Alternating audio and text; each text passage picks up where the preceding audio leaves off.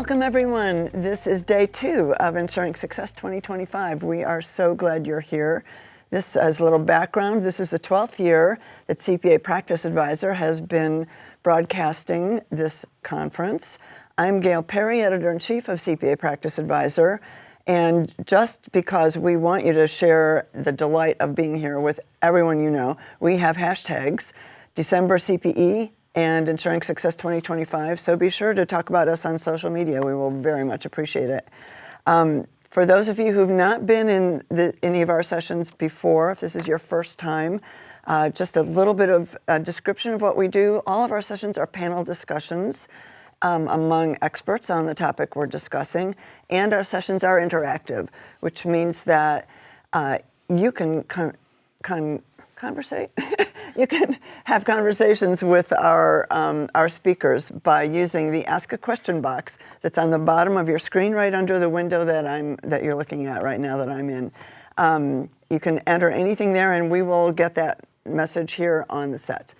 If you are having any problems, tech problems or problems with CPE or anything that you need to take care of with a technician, we have people standing by to hear from you. And at the top of our screen, you'll see an email address, info@ensuringsuccess.com, and also a number you can text to. So if you want to talk to one of our technicians, you can reach them there. So Ensuring Success would not be possible without the help of our sponsors. And so I'd like to let you know just briefly who our sponsors are for this year's event. And they include ADP, Avalara, Canopy, CPA.com, Digits, eFile4Biz, Field Guide, Carbon, Count, Rightworks, SafeSend, SureLink, ValueInsights.ai, Walters Kluwer, and Xero. And this particular session is sponsored by Rightworks. This session qualifies for both CPE and CE credit, so I'd like to explain to you briefly how you will get those credits. In order to confirm your presence in the session, we will post 3 codes during the session. We'll break 3 times, and during those breaks, we'll show you a code. It'll appear on the bottom of the screen. It's a 3-digit code, and to make sure you're paying attention, because you'll need to grab that code and write it down, you will hear this sound. Okay, that means get out your pencil and pen and write down that code. And you'll do that 3 times during the session, so by the end of the session, you'll have 3 3-digit codes. Then you will go to the top of our screen on the menu. There's an option for CPE/CE credits.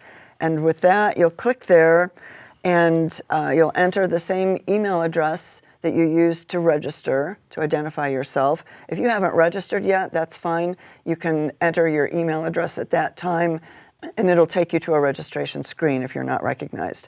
Then once you're registered, or once you've gotten past that screen, you'll go back to another screen where it says Claim Your Credit. And you can click that, and you'll see a list of all of the sessions for the whole conference with fill-in-the-blank spots for the 3-digit numbers that you get from each session. Enter those numbers, and then click the button to download your certificate. You'll be downloading your CPE certificate there on the spot. That also logs you into our system for CE credit, which we will send off to the IRS on your behalf. So those are the CE and CPE rules. This particular session is our session number 8 of 14, and the name of the session is Data Security, Is Hacking Real? And I'd like to introduce our panel just briefly, which includes Roman Kupchik, Eric McMillan, David Cieslak, and our co-moderator, Alexander DeFelice. And I'd like each of them to give you a brief introduction to themselves. Absolutely, Gail. Thank you for having us here. I'm Roman Kupchik, Director of Firm Technology Strategy at Rightworks, and my primary role is being an outsourced IT partner, which is focused on workflow, but of course includes the IT infrastructure and security. And so I'm joined here with good friends, both Eric and David. Eric? I'm Eric McMillan.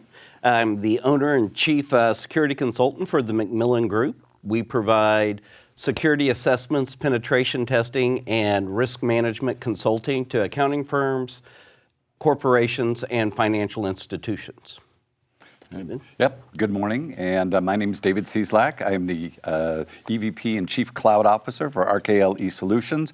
I lead our Sage Intacct sales team. We're Sage resellers, but I've got my security certification through SANS, and a long time just passionate about this topic. So thank you for having us here today. Excellent.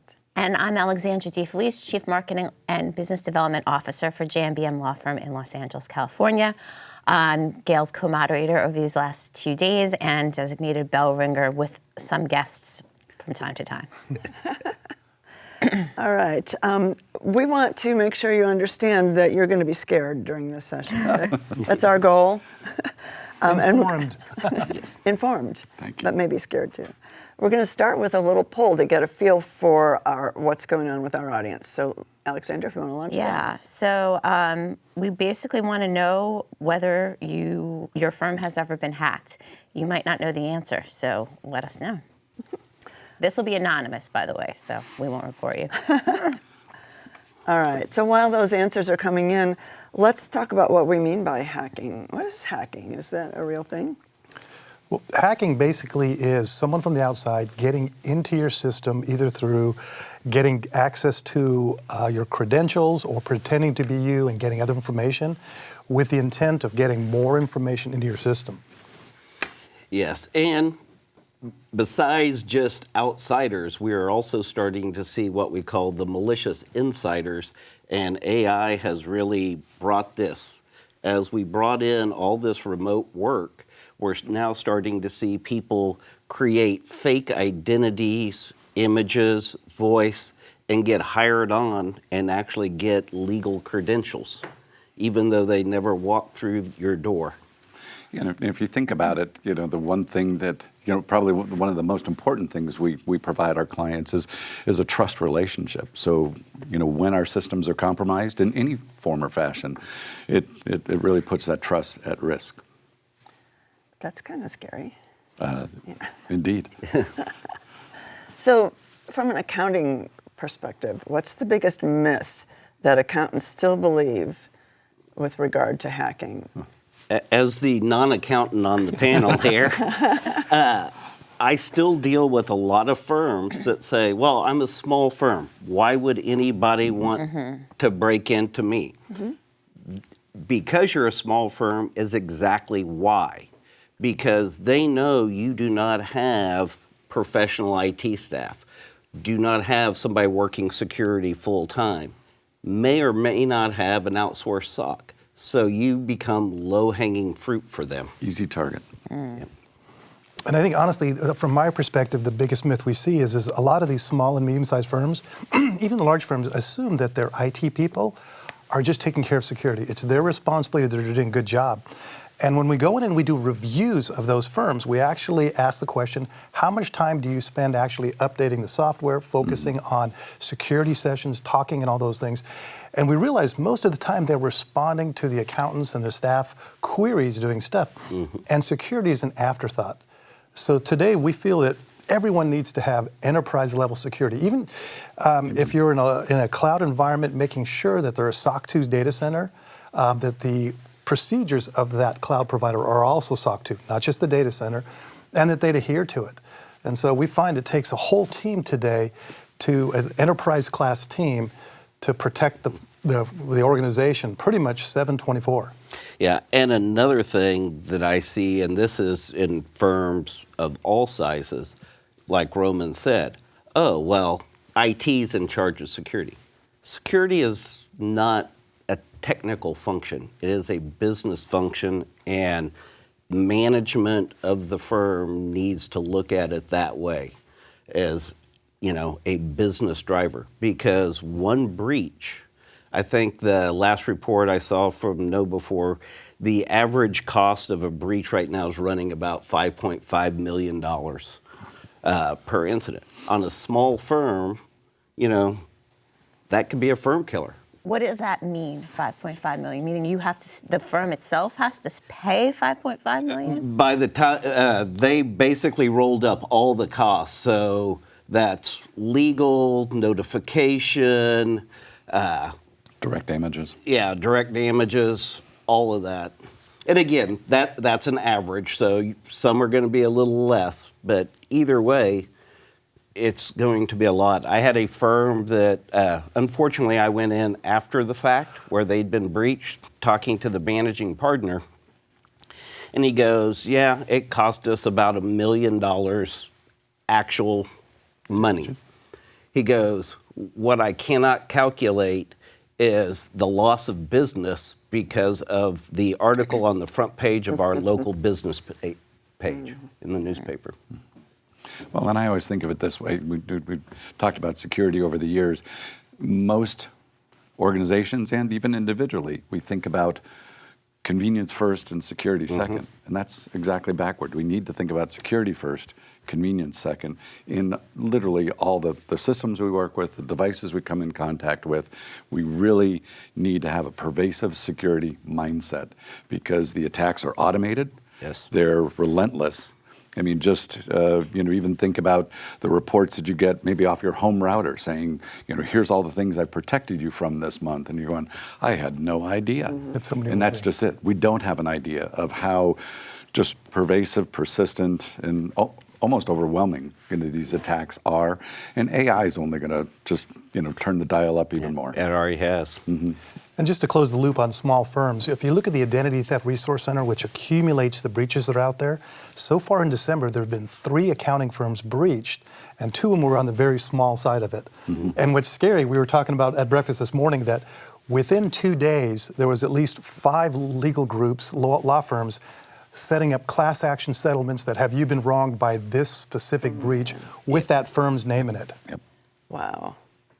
All right, think about that for a minute. And while you do, we're going to take a really quick break and hear a word from our sponsor, Rightworks, and then we'll be back with your first CPE/CE code for this session.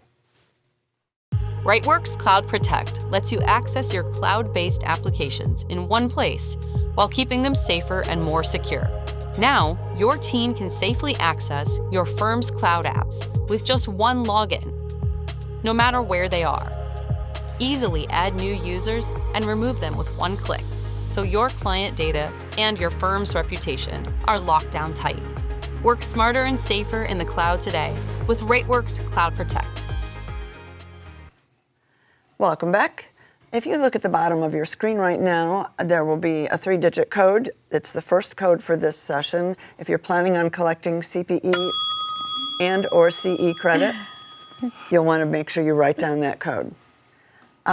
So we had I want to unpack just a couple of the terms that we had in the first conversation here to make sure that everyone understands things that you might take for granted because you guys deal with this stuff all the time. You mentioned that firms should have enterprise level security. What does that mean? When we talk about enterprise security, it's a combination of team, applications, and education of the employees. And so when we mean by enterprise class team, it's people who are trained and working 7/24 on a specific area of the network. Like for instance, at Rightworks, we have over 75 employees dedicated just to security. And they can't take weekends off. They can't basically shut down at 6 o'clock at night. It has to be all the time because hackers work all the time, particularly with AI, which was happening there. So from enterprise level team, I'll say is only one component of it. Having enterprise class applications like that protect the Fortune 500, a lot of times small to medium-sized firms have an IT person that's outsourced that just isn't aware of those tools and doesn't know how to do that. And so I'll let you continue on with that. Yeah, a lot of times when we outsource our IT to third parties, they may be outstanding at Windows or SQL Server. They're not doing security on a daily basis. And with the number of threats that are evolving out there on an hourly basis, there's no way that they can keep up. I go into a lot of firms, oh yeah, we're logging all this. Logging's great, it is essential. Who's looking at that? Do they know what they're looking at? Again, using AI, can you somehow set triggers that's gonna pull that important information? But when you have, even if you have an in-house person, they're trying to keep the buses running on time. They're responding to the partner, hey, my printer's not working. They don't have time to concentrate on security, which is necessary. Well, and I would also add too, you think of the sensitivity of the data we're working with. And, again, that relationship of trust, the confidentiality of that information, at the core of all of it is the cloud. I mean, we're connected. That's where the attacks are coming from, but that's also the solution, really, honestly. If you've got any internal data, local data, you think about the devices themselves, that's a risk surface, that's a risk vector. And so when we talk about enterprise level security, think about outsourcing, as it were. When you're using cloud-based applications, those publishers are protecting your data, making certain their systems are operational, so uptime. So it really is key to say, where is that confidential data being stored? Is that secure? And with a publisher, with a provider that I trust, and they really are partnering with you at that point to create that enterprise level strategy. And another myth we see is training we think is adequate if we sign up for a phishing service and we're done. And the reality is we'll talk about artificial intelligence changing the game. You need to constantly be reminding of the new latest threats, and they need to be customized to your industry, to your niche specifically. So in the accounting profession, we see a lot of the generic ones will send you stuff for holiday cards or store sales and all that. And the reality is it should be things like, here's a signature thing you should sign. Here is a partner sending you a tax newsletter. The things that we would expect from our accountant. Mm-hmm. We need to train our employees to be. Actually, I think Eric would say zero trust. Yes. Eric always tells us, and this is one of our mantras, never click on any link. Anything. On an email, a text message, anything. Ever. Always go directly to the source. So if someone says, hey, I want to send you something, go to the phone number or the actual website, and then work your way through that. Mm-hmm. It's so funny. My HR department is pissed off at the IT department because they keep sending all these fake emails to see if we'll click on it, and then we get reprimanded. But they usually come from HR. It's but like a fake but HR at least person. somebody's reviewing that. Yeah. And that was the other piece I wanted to make sure to add. Yeah. It's not just making sure that there's some kind of regular, recurring, just monitoring of the team. Are they potentially clicking on things they shouldn't be? But is then somebody reviewing those results and then working maybe with those team members and saying, we're going to need a refresher here on, what it is, you're clicking on or what it is you're responding to. Because I always say the weakest link in almost any organization is whoever's got a mouse in their hand. Yeah. Because what do you do with a mouse? I click. That's what I do. And that's typically where the compromises come from. Yeah, and unfortunately, most firms and most banks do their phishing testing. They'll sign up for a service and they'll do it. But like you said, there's no review, there's no remedial training for people that fail, but they've checked the box. The IRS says you must do this testing, and that really makes it worthless unless you're holding people accountable for the results. A hacker only has to be right once. One time. Yep. And that's always the kind of the mantra in the security profession is they don't have to get it right 100 times. They only have to get it right once. And so if they find somebody, and so much of it is social too. Can I craft a message? Can I send you something that you're going to look at and maybe it's even from a trusted source, and you're looking at it going, well, I know who this person is. It's the partner. It's a friend. It's a client or a colleague. I'll go ahead and click on that. It's so am I able to craft that message, get you to click on it, and then, potentially I'm now breached, I've breached you and I'm now on the inside. Yeah, and the really nasty thing, getting back to AI, on average, it used to take about 16 hours to craft a really good phishing message. Now it's about 2 or 3 minutes. And if I want to do targeted phishing, spear phishing, well, I just have AI go out and scrape the firm's website. Mm-hmm. Oh, okay, the managing partner graduated from this university, is active in these organizations. AI, in about 5 minutes, is going to craft a grammarly correct, perfect phishing email that I can send and have those facts in it that make it seem believable. I want to add too that I know we always talk about business and the firm and is your firm secure, but I would tell you that we observe too often that it's the personal side of things that is turning into the weakest link. We've got remote workers working from home, potentially doing personal things on their laptop at the same time they're doing business things. Don't know what they're clicking on per se. It could be responding to a personal email that has a link in it, and now all of a sudden you've compromised the very machine that you're using to do your day job.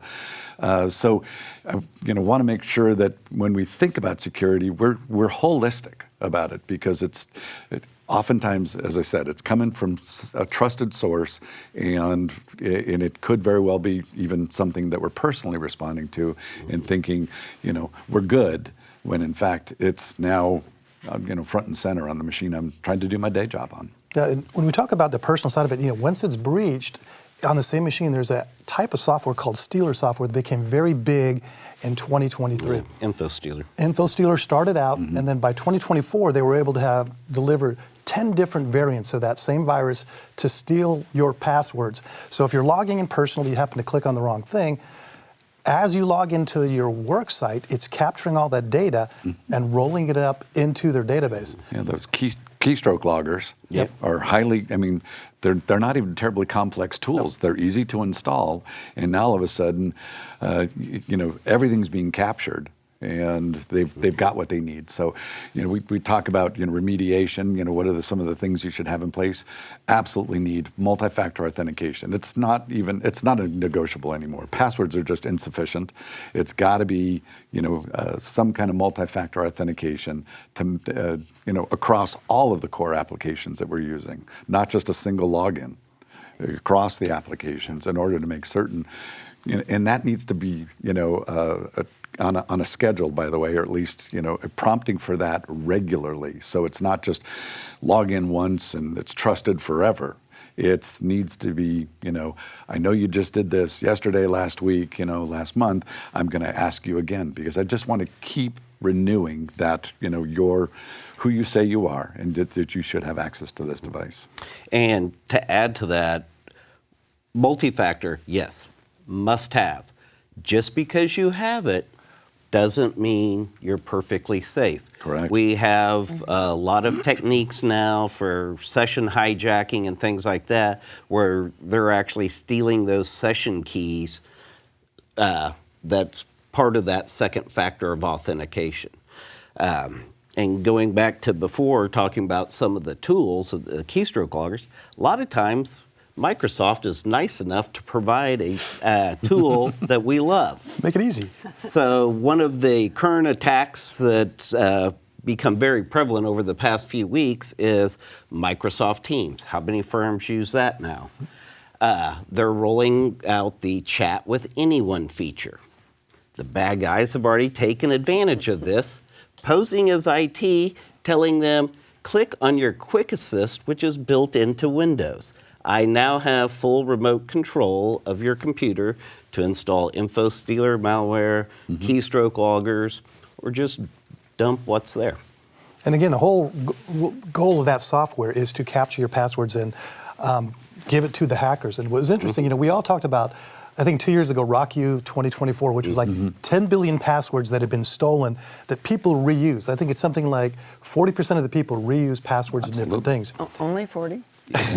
Well, the rest of us have the training, but the rest of us use our birthdays and other things. But what's crazy is that Stealer software that's only been out for 3 years, they just found a trove of 1.7 billion passwords that have been stolen in the last 3 years. You can pretty much at this point assume your login name and password is known. Have been part of some breach. And with a high level of confidence, by the way. And the AI software is now being trained to know that, like, if we have C-Slick, McMillan, CapCheck, different names and variations we use, it'll actually learn those variations. It can go through that entire 1.7 billion passwords, find out the commonalities for the logins, passwords, and then actually emulate different types to do massive credential stuffing. And again, these are AI agents, not people. What used to take, like Eric said, it used to take 16 hours to get a vulnerability. Now what's happening is they're constantly sending new agents out and adding more computers and more agents every time they get a new tool in their chest. Yeah, I don't know about you, but I'm getting scared by this. I was just going to say, how about our audience? Are you scared yet? Yes, they are. And, I wanted to just quickly share the poll results, which is that 59% of the audience said that they haven't been hacked yet. Or not aware of it. No, 22% said they don't know, Okay. and 20% ish. The math doesn't necessarily add up. Says yes. Yeah. Do we need to pause, Gail, because we have a bunch of questions coming in for the audience? We do, and let's do a quick pause for a quick commercial break from our sponsor, Rightworks. We'll be back with your second CPE code, and then we'll answer some of the questions from the audience. Rightworks Cloud Premier is the only all-in-one cloud solution built for accounting, creating a secure, shared workspace to host all the apps and tools accounting and tax pros rely on, and access them from anywhere. Hiring new staff, outsourcing, or merging firms? Cloud Premier lets you quickly add or remove users and control what they can see, and it powers productivity with built-in AI tools. Plus, count on next-level security and 24/7 support. Work smarter, live better, and future-proof your firm today with Rightworks Cloud Premier. Welcome back. If you look at the bottom of your screen, you're going to see the second CPE code for this session. You'll want to write that down if you're planning on getting CPE or CE credit for this session. Let's take a look at some of our questions coming in from the audience. Yeah, so actually this is really important. Speaking of CPE, one of the questions said, wait, aren't we getting a link to CPE? Should we not click on that? Well, first of all, to clarify. You won't be getting a link. Instead, you're staying on our site and you're going to the CPE option at the top of the screen, and you're staying right there. We're not sending you anything. That being said, if you're expecting something, is it okay to click on it? Well, you've got links and attachments. And I would tell you, even if it's from a source that you might be expecting it from, this is all just a part of just protocol, quite honestly.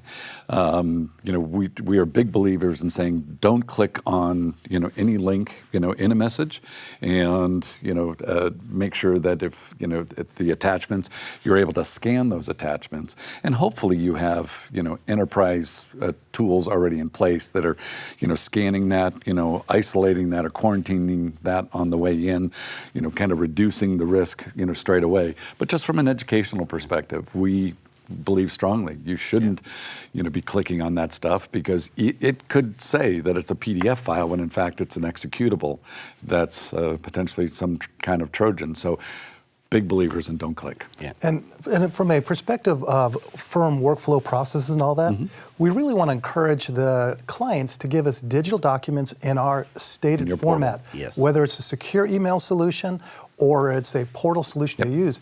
We should not be having or encourage at all our clients texting us things, sending us emails, because the reality is we have no proof of that. And to answer what my recommendation is when you get someone email that, you have to basically talk with them, verify it before you click on it. Did you just send it to me?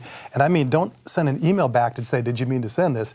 Because hackers, once they get in the system with those stealer passwords, you have a great story of how they can send stuff out everywhere to all of your own personal contacts. So, and if it's okay, I'll share a story. This happened in the last few weeks. A colleague got a party invite. Holiday season. Holiday season, come to our holiday party kind of thing. Clicked on it, installed a Trojan, and ultimately once they were on that my colleague's device, saw that the machine literally had cache credentials to banks and all sorts of. So you think about it, when you log into something, oftentimes on the screen it'll say, should I trust this device? And how long should I trust this device for? And it's just like, oh, forever, this is my device. Well, that's a problem, because now once that person's on the inside, you've got access to all these cached credentials. and all sorts of banking information was exposed and had access. And so as we kind of went back forensically and looked at what took place, the person, whoever did the compromise, did the breach, was able to access the bank accounts. And that's actually where the notification started coming in from. The bank said, hey, we locked your account. We saw some stuff that didn't look right. And I'm going, oh, thank goodness for the bank. Thank goodness for the bank. And so, but really then going in and looking and seeing that they'd been there for a day or two, and they had clicked through on stuff, added phone numbers for, to set themselves up as potentially, a second, phone number for multi-factor authentication, or email addresses in the profiles. And they had gone in and cleared the browser of the history of what they were doing while they were on the device. And so it in the end, ended up flattening the machine, in other words, reformatted it, because we're not even going to try to, untangle, the malware that's on there. But it just brings it home that, all it takes is, and it was innocent enough. It was a holiday invite. But then I said to the colleague, think about your own email address book, because that could have been captured as well. And now broadcast again to yet another audience. And so it's highly effective. So that's, if there's one takeaway that you can tell your staff, it's don't click on any holiday invites. Yes. No, but seriously, I got one from... Evite is a very popular mechanism for faking to send phishing emails. I got one recently, and I was like, well, I just met this person recently, and they invited me out a couple times, and I never went. Is it really from them? And I'm just like, you know what? It's not that important that I go to their party anyway. And I just didn't even. I just ignored it. Yeah. Okay, Eric. This is a question for you. I'd like to ask. It's just, we have a lot of solo and small firms and a lot of home offices, and they're asking, what's the minimum security configuration that every home office should have? They said remote router setup, antivirus, firewall, etc. What do you? One, for a home setup, you should be working on firm-owned devices only. You should not be sharing that with your teenage son who's playing video games and downloading hacks, because if you are, your machine's compromised with something. For the router setup, your work production network needs to be separate from your normal surfing network that the rest of the family is using, your IoT devices, Internet of Things, so your Ring doorbell, your Sonos music system, those should all be on separate VLANs. The only thing you should be doing on that production network is your work, tying back to the office. And you should be using a VPN there. As far as for antivirus, things like that, it's whatever the firm standard is.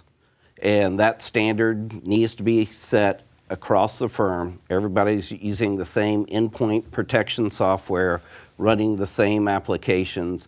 We don't want to have everybody doing their own thing. We're not looking for Noah's Ark of applications here. And just to add to that, a lot of times we think you should have someone check your work also at home.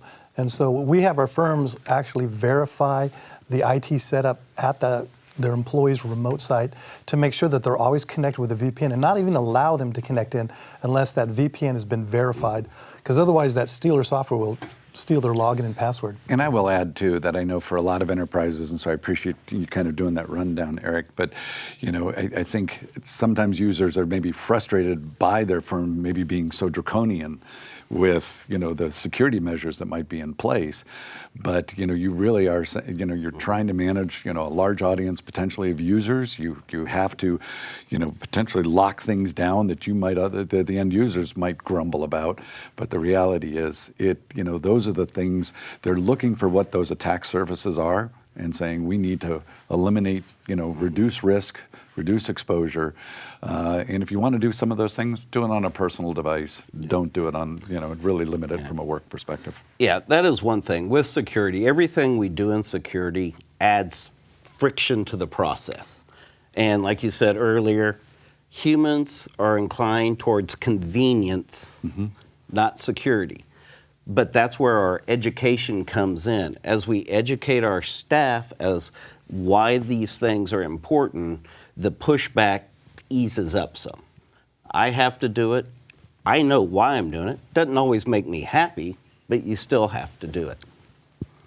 You talked earlier about firms that have been breached recently and millions of dollars in settlements. And what's the insurance situation when that happens? I mean, is there insurance coverage enough to handle these kinds of breaches? Or is the response from the insurance companies, you did something stupid, why should we cover you? Yeah. As the key answer in everything I do in security, it depends. Yeah. There are insurance products out there. Most firms, though, when they buy it, they never read the fine print. And when you go to file a claim, unless you've met every requirement on that to their standard, they'll say, sorry, you didn't do this. And, again, it goes back to something as simple as the phishing training. Okay, that's required on a regular basis. Well, you'll get a firm that thinks once a year is a regular basis. The insurance firm's going to say, nope, sorry. Yeah, and we're seeing the added components of like the WISP, the Written Information Security Plan that the IRS requires. Again, they assume since they delivered a WISP, everything is fine.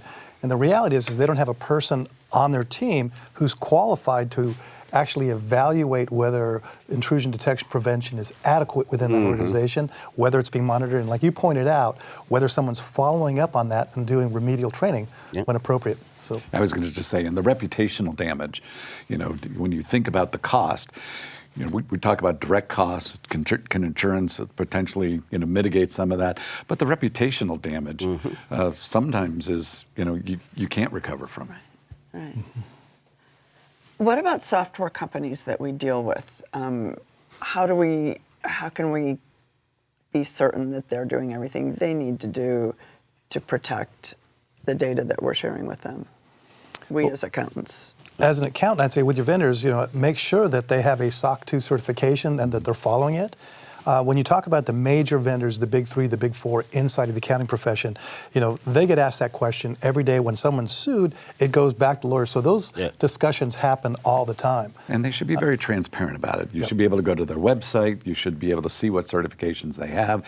You should see what protection measures they have in place, the results of any kind of audits, testing that they've been through. So it's in their best interest to be not only constantly, enterprise monitoring, but to be very transparent about it. And so when we think about a lot of the attacks, their availability attacks, we are regularly, Cloudflare goes down or something like that. So DNS attacks, and so takes down huge sections of the internet. And you're thinking, well, does that mean that my provider isn't doing their part? Oftentimes we're finding that the providers are in good shape, but we've got kind of another layer above that from a domain name server resolution, attack or some problems there. We're seeing a lot of, again, we call them availability attacks because it removes my ability to access that solution, and how's the vendor potentially protecting me from that? They're doing their part. But if DNS, again, we've known multiple Cloudflare situations of late, and that's been problematic. All right. What do you, as people who are entrenched in this security industry, what do you see coming in the year ahead? What more surprises could we possibly expect? Well, just this week, before the phishing training company released their report, we've seen a 400% year-over-year increase in the amount of phishing attacks. That's 400% in compromises, not just in volume of phishing email going out. Successful attacks. Yes. With AI now and the agentic browsers and stuff that are out there, we're going to see a lot more AI-based attacks. Again, why should I work harder when I can work smarter? There have been, and these have just been proof of concepts attacks that we've seen. I haven't seen one in the actual wild yet, but where they used the AI, pointed it at a target, it scanned for the vulnerability, found a vulnerability, created the code necessary to break into that machine with zero human interaction.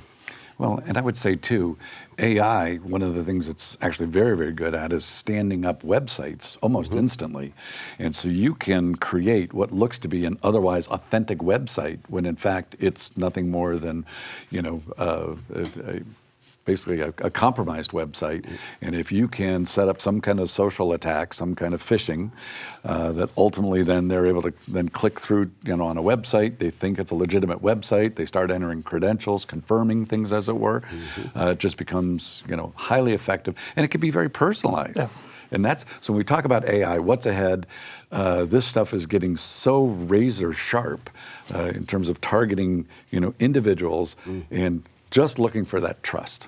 Well, and especially like what he said, you can create, let's say there's a C-Slick CPA website. They create a direct replicate of it, but they put a space, a blank space with a Cyrillic character or something. Yep. So it looks exactly the same. The email comes from dave@cslackcpa.com. You look at it, everything is perfect, but there's a hidden space there that you don't see. Can we get into a few more of those like examples of things? Because we have to do that know before training at my firm too, and it's very helpful in that now I look for certain things like that, like a tiny little misspelling, or like an A instead of an at instead of an A, or like can you give a few more examples like that of things that they can easily look for? Looks like Eric's ready to go. Well, I was going to say one of the things too is the use, going back to links, using the link shorteners. Tiny URL. Yeah. Yep, tiny URL. To get you to go someplace. So there are tools where, you can hover and see where that shortened link is actually going. So anytime, normal people do not use those in email. Correct. Bad guys do. So you should verify where that link is going. Again, was it expected? It used to be, we could pick out things because of the bad grammar, and you could tell English was not their first language. Well, AI solved that problem for them. Or even just a subscription to the Grammarly app. But like Roman brought up, the Cyrillic characters. A lot of times they'll use a different alphabet that has a character that looks exactly like an A or an E, and plug that in. With email, if it says from Roman Kepchak, well, look at the actual email address after that. I get a lot of things from it says it's from American Express, but then when you look at the email address, it's like info.ru, which is someplace in Russia. It's like, I don't think my American Express... At gmail.com. Yeah. No. I don't think American Express is doing that. Yeah. So. Yeah. Okay. But things like that. HTTPS. Yep. And so anytime you've got, you're visiting a website, it's one thing to just informationally, it's okay if websites are HTTP, but, anytime you're exchanging secure information, you need to make sure in the web URL it's HTTPS, which means secure. Because the reality is bad guys aren't going to spend the time and the money getting secure websites. I say that, but that may not necessarily be the case anymore. So you talk about going forward, there may be more of that. And one of the things there, speaking of dangerous people with mice, you go to a website and you get the little pop-up. It says, hey, this SSL certificate doesn't match this. Well, what do our users do? We call it clickitis. They just click OK and move on anyway. Even though your machine told you, you might want to double check this. Well, and one other attack that Alexander, we want to expand upon is that they're using a combination of not only the phishing, but also voicemail phishing at the same time. And what I mean by that, there's an attack that's been working in the last couple of months where all of a sudden they inundate you with renewing your credentials or giving you notices that your password has been changed or something like that. And it gets to the point where it actually starts frustrating the user, and then someone pretending to be calling from technical IT. support says, hey, we've noticed you've been clicking on a bunch of links or there's a bunch of things happening on your computer. Do you mind if I take a look at it? And because people are stressed out by that constant barragement, the bombardment of those emails, they let you take over because it says it's from the IT group. You know, and it's funny, I actually think at a bigger firm, that would be more likely to happen. Like at a small firm, you know who your IT guy is. You probably have his cell phone number or whatever if you're 5 people. Unless you outsource it. And again, the solution is say, you know what, I'll call you, what's your name? I will call you back, and you call from the phone number you know and the extension you know. Do the help desk. Okay. It sounds actually like the solution is we start putting our money back under our mattresses and do handwritten mail and just forget about these computers. Well, I think we're going to go to triple factor authentication. Yeah. You know, we're going to use password wallets to make sure that every login and password we have is a unique password that's the maximum number of characters so that it doesn't create a string or a similarity. We'll do multi-factor authentication, and as David pointed out, I think we got to get to the point where anytime you access an application that has confidential or financial data, re-authenticate again that's in there, as opposed to using the default passwords. I mean, if you have newsletters and things like that, you can use the default passwords, but for anything that has secure, important data, and I'm saying your social media profiles is secure data too, because we're seeing that these scrapers, AI scrapers, LinkedIn. are going in and learning your profile and actually creating custom emails. Like I got one earlier this year. And the that way was, you talk, like Yeah. your well, even they can habits. learn your habits. They're saying that the AI can now guess CAPTCHAs. You know, where's the crosswalk in this picture? Where's the bicycle in this pictures? Or when they have those weird squiggly letters, you know, can you type in XJ723? It's already learned to do that. And then a lot of the intrusion detection are based on mouse movements. And so now they actually pause mouse movements and make it irregular when people are typing as opposed to typing in a perfect string. So again, AI is making them more lethal than ever. We're going to Go ahead. just take a really quick break for another word from our sponsor, and we'll be back with our third CPE code for this session, and we'll be back to scare you a little bit more before we finish. Rightworks Cloud Hosting gives you easy access to your desktop apps in the cloud, while keeping them safe and secure, with enterprise-grade protection and automated backups, so your team can work from anywhere, anytime, and access the apps they need from a secure, single dashboard. Plus, get 24/7 support from accounting tech experts. Work smarter, safer, and faster today with Rightworks Cloud Hosting. We're back. And if you look at the bottom of your screen, you'll see the third CPE code for this session. David, thank you for ringing the bell. If you're collecting CPE or CE credit for this session, you'll want to be sure to write down that code. Okay, where were we in terms of the scare factor? One of the things I wanted to bring up that Roman had mentioned about using password wallets, strongly encourage it. But if you choose a bad password to lock your password wallet, it doesn't matter anyway. So make sure you choose a strong passphrase for that. And again, with the multi-factor authentication, we're probably going to start adding a little more biometrics. We already see it with Apple, with the Touch Windows ID, Hello. Face ID, things such as that. Yeah, and I know I said this earlier, but the notion of re-authenticating, I think is important too. Have applications that say, look, I know we went through this yesterday, last week. This whole notion of trusted devices, is really something that's, becoming a little more perilous. And so you need to make certain that the applications are set to request, re-authentication. Even I've mentioned, I shared the story of the colleague earlier, and one of the tools they were using, said, do you want me to trust this device? How long should I trust this device for? And it said, one day, 1 month, 1 week, 1 month, 1 year. It's like, whoa. How about, 1 day or 1 week most, request that re-authentication that's going to force the user. I know it's convenience first, security second. Nope, it's got to be security first. And if you find yourself a little freaked out and a little frustrated, you're right where you need to be in today's world. That's the reality. And we also make sure that that you don't just put your machine to sleep. That's one of the things we discussed in the past, but not so much this year, that the reality is the software gets updated when you reboot it. All the time. It's not only your personal computer, but it's also your smartphone and your tablet, because those are being hacked just as frequently now. Well, you know, yes and no. I would say depending on what smartphone you're using, we've actually found, you know, for some users saying, well, I wasn't sure if that, you know, attachment was malicious, so I tried to open it on my phone instead, my iPhone instead. And you're going, that's actually not an awful suggestion. Nope.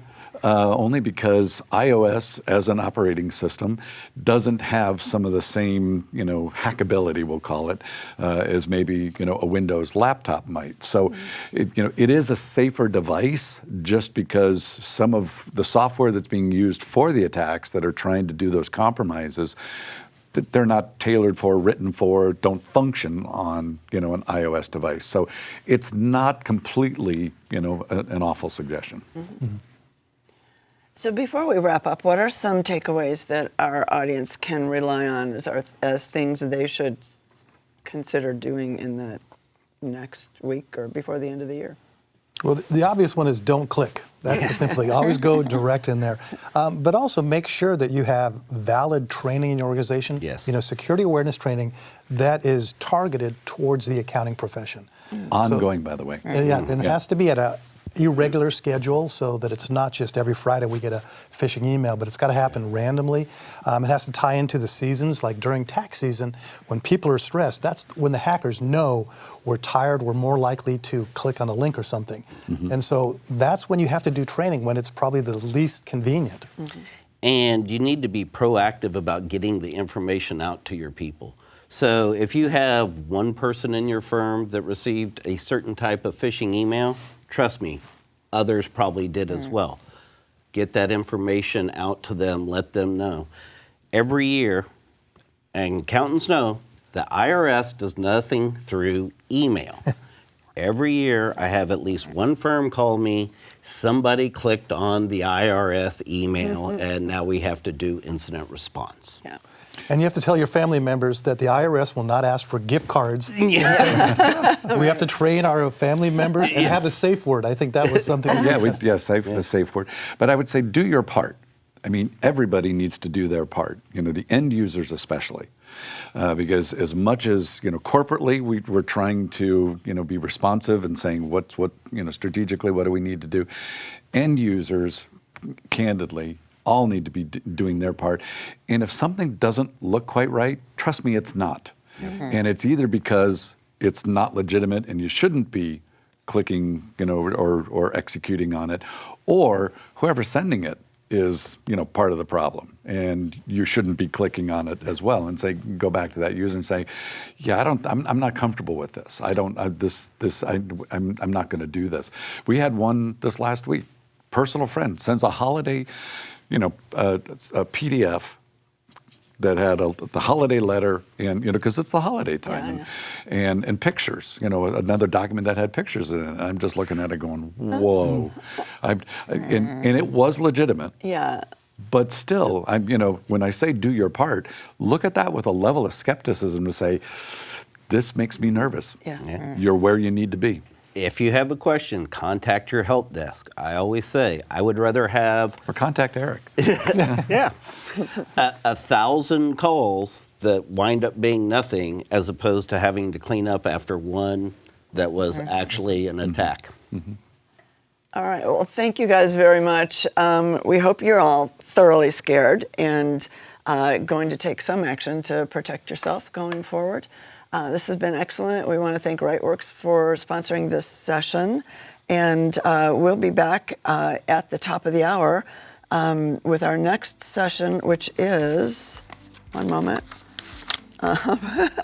it is AI and the next frontier of tax research, from compliance to competitive advantage. So we will see you at the top of the hour. Thank you.